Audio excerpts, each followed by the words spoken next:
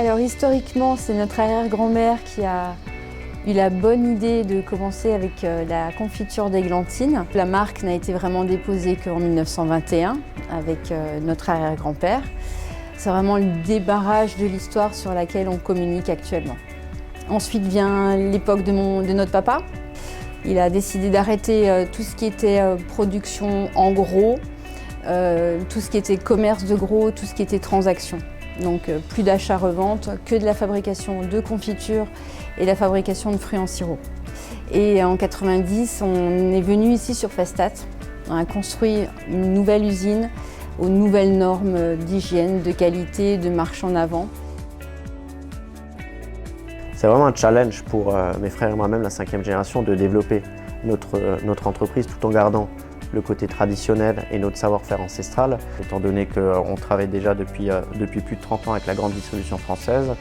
Aujourd'hui, c'est un nouveau challenge pour l'entreprise de développer ses ventes en dehors du marché français.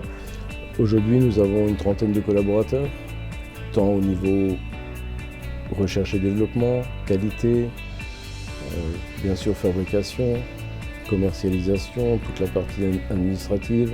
Aujourd'hui, Beyer est reconnu comme entreprise du patrimoine vivant. Ensuite, on est certifié cachère, on est certifié bio et on est certifié IFS, qui est une certification de Food Security qui nous permet d'aborder le domaine international en toute transparence et sécurité.